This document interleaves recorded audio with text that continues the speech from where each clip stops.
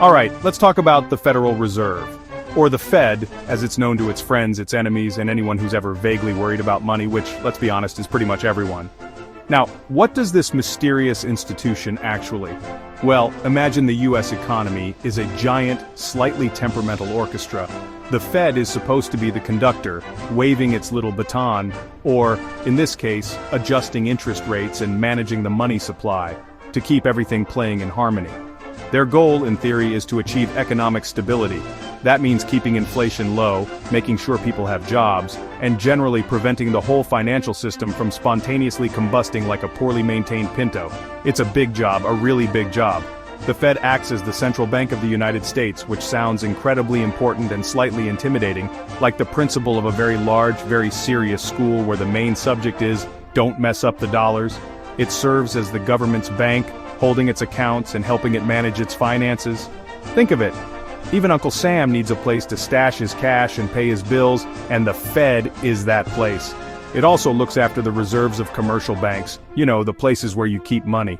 The Fed makes sure those banks have enough cash on hand, and if they're in a tight spot, it can even lend them some money, like a very responsible friend who always has a 20 you can borrow.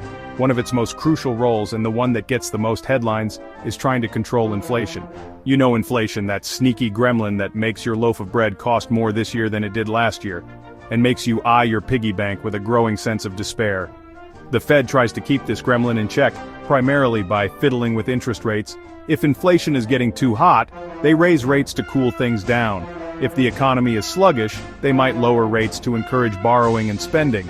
It's a delicate balancing act, like trying to carry a tray full of champagne flutes across a bouncy castle. What could possibly go wrong?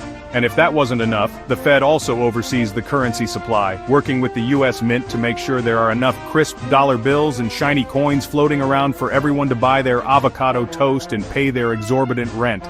They also have a hand in regulating banks to ensure they're not engaging in shenanigans that could, crash the entire global economy. Again, so it's a multifaceted beast, this Fed, with its fingers in many, many financial pies. It's supposed to be the adult in the room when it comes to the nation's finances, a steady hand on the economic tiller. Whether it always succeeds, well, that's where the fun really begins. Now, for the juicy bit. Can Congress actually tell the Federal Reserve to pack its bags and hit the road? The short answer is yes, theoretically. Think of it like this. Congress is the parent who gave birth to the Fed. The Federal Reserve System wasn't just magicked into existence by a rogue economist with a top hat and a monocle. No, it was created by an act of Congress, specifically the Federal Reserve Act, which President Woodrow Wilson signed into law way back on December 23, 1913. A Christmas present for the economy, perhaps? Or maybe a lump of coal, depending on who you ask and what year it is? Because Congress created it through legislation, it stands to reason that Congress could also create it through legislation. They could, in principle, pass a new law that says, all right, Fed, it's been an experience, but we're going in a different direction now. Here's your severance package, a slightly used stapler, and our best wishes. It's like how your parents theoretically disown you if you really, really messed up, even if they probably wouldn't, because who else would program their VCR? Yes, I know VCRs are old, but so is the Fed, relatively speaking. The power is there, lurking in the legislative toolkit. However, theoretically possible and likely to happen are two very different animals, often found grazing in entirely separate pastures. While Congress abolished the Fed, doing so would be an absolutely monumental undertaking. It wouldn't just be a case of shutting down an office and forwarding the mail. The Fed is so deeply woven into the fabric of the US and global financial system that removing it would be like trying to remove all the flour from an already baked cake.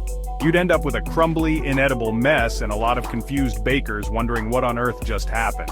So, yes, the power exists. Congress holds the ultimate legislative authority. If they really wanted to, they could draft a bill, debate it, vote on it, and send the Fed into the history books.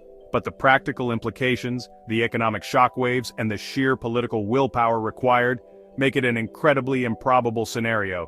It's the political equivalent of deciding to rebuild your entire house because you don't like the color of the bathroom tiles. Drastic, disruptive, and probably going to cause more problems than it solves unless those tiles are offensive. So, if the Fed is supposed to be our economic superhero, Why is there a surprisingly loud and persistent chorus of people shouting, "End the Fed"? Well, it turns out not everyone thinks the Fed is wearing a cape. Some see it more like a bumbling villain, or at least a well-intentioned klutz who keeps tripping over the economy. One of the biggest beefs critics have is that the Fed, with its power to essentially create money out of thin air, known as fiat money because it's not backed by a physical commodity like gold, actually economic instability and inflation. They argue that all this money printing devalues the dollars in your pocket. These critics point to periods of high inflation or gnarly economic downturns and say, "See, the Fed did that." They argue that policies like keeping interest rates near zero for ages after the 2008 financial crisis, or the massive cash injection during the COVID-19 pandemic, might have felt good at the time, like downing a whole tub of ice cream, but ultimately led to an economic sugar crash, complete with inflation headaches and market bubbles. It's like the Fed is constantly trying to patch holes in a ship with more water, and some people are starting to suspect the patches might be part of the problem, creating those dreaded boom and bust cycles where the economy soars like an eagle and then plummets like a dodo. Then there's the argument that the Fed's policies disproportionately benefit the rich and powerful. The Cantillon effect, an oldie but a goodie in economic theory, suggests that when new money is created, those closest to the money printer, big banks, financial elites, people who own lots of assets, get to spend it first, before prices have a chance to go up. By the time that new money trickles down to your average Joe and Jane, prices have already inflated, meaning their purchasing power gets a haircut. So, the argument goes, the Fed is basically running a system that makes the rich richer and leaves everyone else to wonder why their grocery bill looks like a phone number. And finally, there's the cry for transparency and accountability, or rather, the perceived lack thereof. Critics often call for an audit the Fed, suspecting that its decisions, especially around its open market operations, which is a fancy way of saying buying and selling government bonds, are made behind closed doors without enough public scrutiny. Some go further, arguing that a central bank itself undermines free markets by letting a committee, rather than supply and demand, set the price of money, interest rates. They believe this concentration of power is undemocratic, and that the market, in its infinite wisdom, or chaos, depending on your perspective, would do a better job. Now, before we all grab our pitchforks and march on Washington demanding the Fed's head on a platter, let's pump the brakes a bit. While the critics raise some valid and often very loud points, there are some pretty hefty arguments abolishing the Fed. The main one is that, for all its alleged faults, the Fed plays an absolutely critical role in trying to keep the economic ship from sinking, especially during a storm. Think back to the 2008 financial crisis, a time when the global economy was basically staring into the abyss. The Fed stepped in with massive interventions, controversial as they were, to prevent a complete meltdown. Proponents argue that without a central bank capable of acting decisively in a crisis, by providing liquidity to stressed banks, cutting interest rates, and generally trying to restore confidence, financial panics could easily spiral out of control. Imagine a run on the banks without a lender of last resort. It would be financial anarchy, a free-for-all where your life savings could vanish overnight. The Fed, in this view, is like the financial firefighter, rushing in to douse the flames before the whole neighborhood burns down. Sure, they might sometimes break a few windows or soak the furniture in the process, but it's better than total incineration. Then there's the sheer practical difficulty of dismantling such a deeply entrenched institution. As mentioned earlier, it's not just a matter of flipping an off switch. The entire modern financial architecture, both domestically and internationally, is built around the existence of central banks like the Fed. Abolishing it would require a complete and utter overhaul of how money works, how credit is allocated, and how international trade is financed. It would be like trying to change the engine of an airplane while it's in mid-flight. The potential for catastrophic disruption is immense, and it's not clear what stable, universally accepted system would immediately take its place. Furthermore, who or what would perform the Fed's current functions? Who would manage payment systems, supervise banks to ensure they're sound, and act as the government's fiscal agent? While critics might argue the market could handle some of this, the transition would be, to put it mildly, a bit bumpy. We're talking about a level of economic upheaval that would make the Great Depression look like a mild hiccup.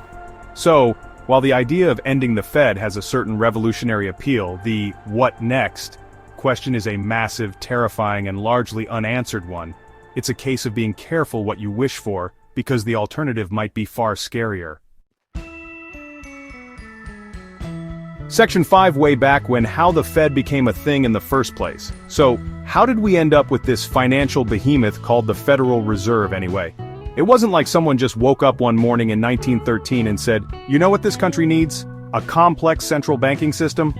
No, the Fed was born out of a series of rather unpleasant financial headaches that plagued the United States in the late 19th and early 20th centuries.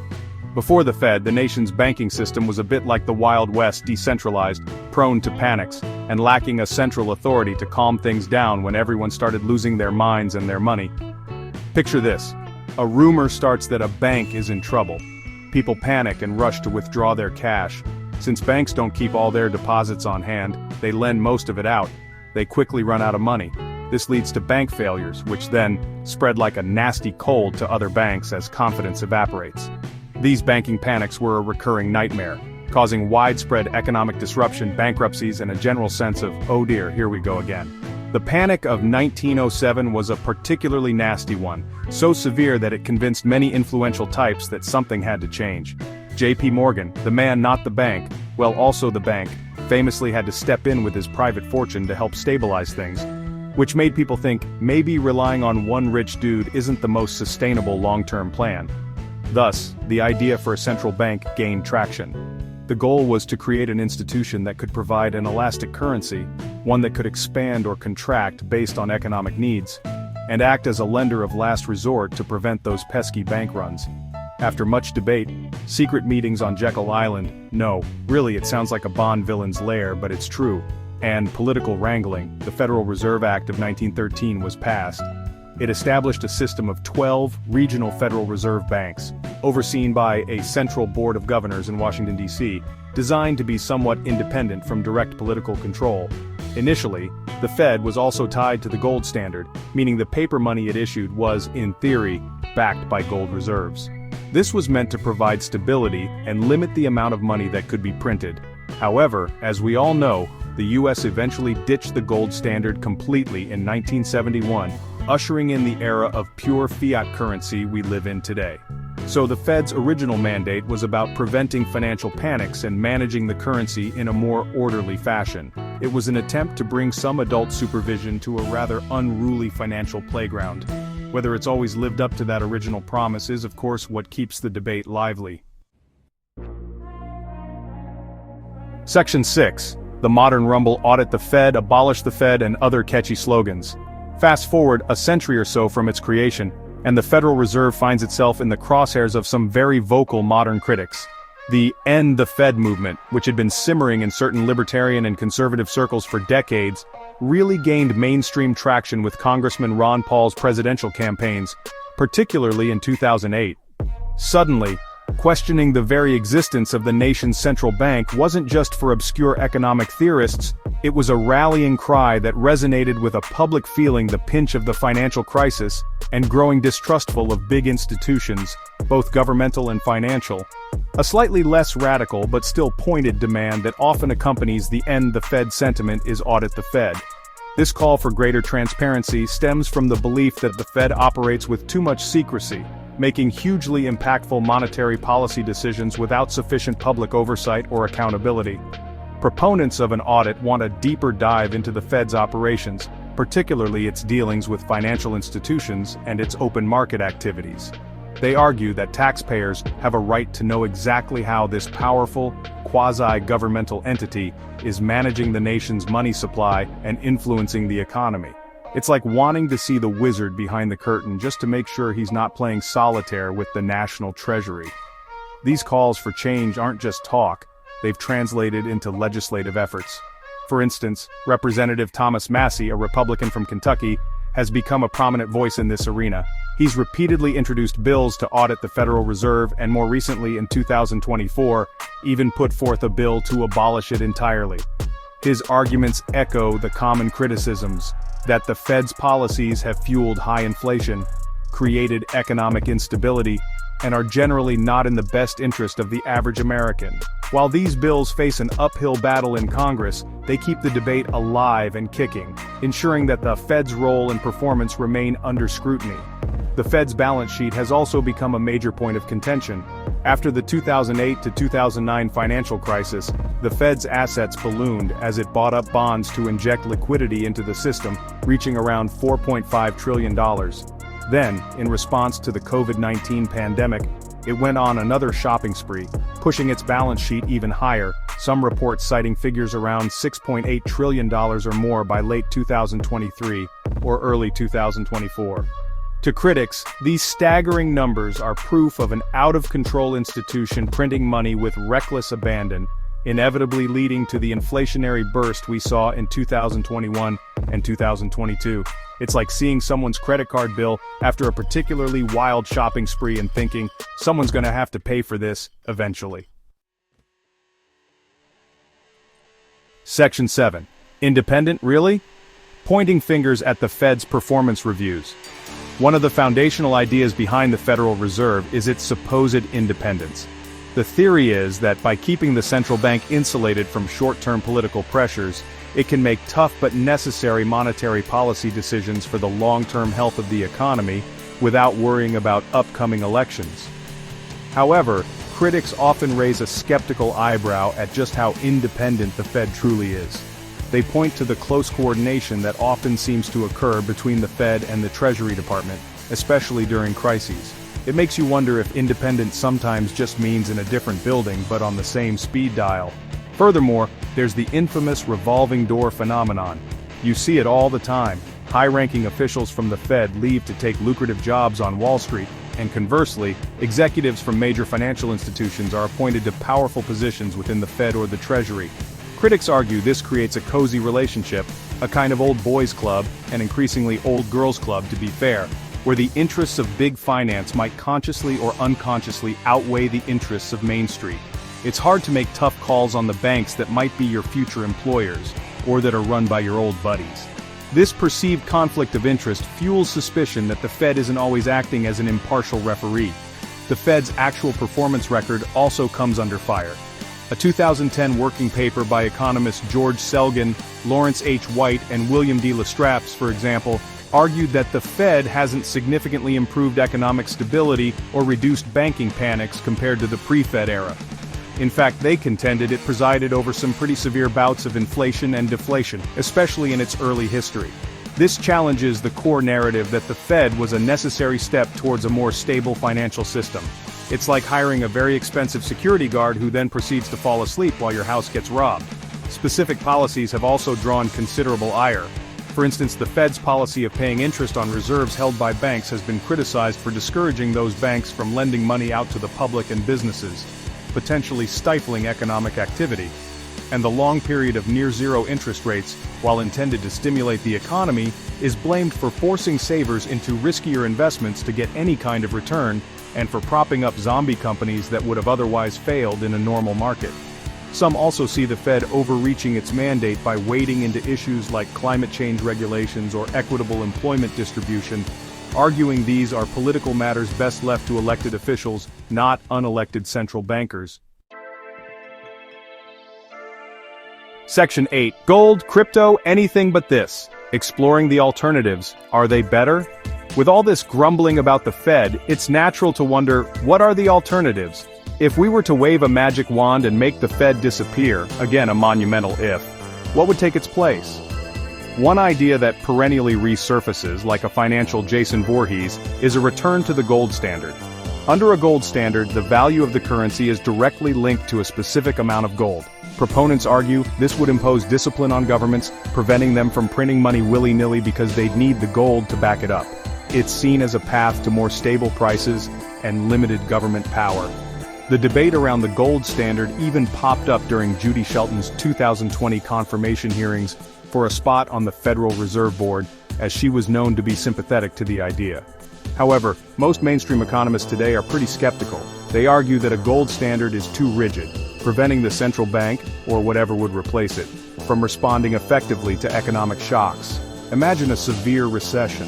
Under a gold standard, you couldn't easily increase the money supply to stimulate demand if your gold reserves were fixed. Plus, the value of gold itself can be volatile, and economic growth could be constrained by the rate at which new gold is mined. It's like tying your car's accelerator to the current price of bananas, occasionally sensible, mostly just weird.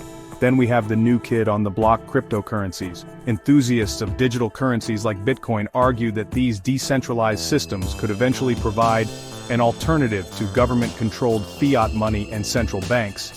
Because they operate on a distributed ledger, the blockchain, and are not controlled by any single entity, they offer the promise of a monetary system free from political interference and the inflationary tendencies of central banks. The idea is that if enough people start using crypto for transactions, and as a store of value, it could undermine the Fed's power organically, by simply offering a better, more trustworthy alternative. However, cryptocurrencies come with their own set of pretty significant challenges. Volatility is a huge one. The price of Bitcoin can swing more wildly than a drunken pirate in a hurricane, making it a risky bet for your everyday savings or transactions. Scalability, security concerns, and the sheer energy consumption of some cryptocurrencies are also major hurdles. Plus, governments aren't exactly thrilled about the idea of losing control over the money supply, so regulatory crackdowns are a constant threat. While the technology is fascinating and could certainly disrupt traditional finance, whether it can realistically replace a system as entrenched as the Fed is still very much up in the air. It's more of a watch this space than a here's the solution kind of deal. Section 9. So, can we ditch the Fed? A look at its complicated status. So, after all this back and forth, can we or should we actually abolish the Federal Reserve? The answer, dissatisfying as it may be, is a resounding it's really complicated. On one hand, the critics have a point. The Fed's track record isn't spotless. There have been periods of painful inflation, asset bubbles that burst spectacularly, and policies that seem to have benefited Wall Street more than Main Street. The concerns about transparency, accountability, and the sheer concentration of power in the hands of unelected officials are not to be dismissed lightly. It's healthy in a democracy to question powerful institutions, even or perhaps especially the ones that manage our money. On the other hand, the Federal Reserve performs functions that are, by most mainstream accounts, vital for a modern complex economy.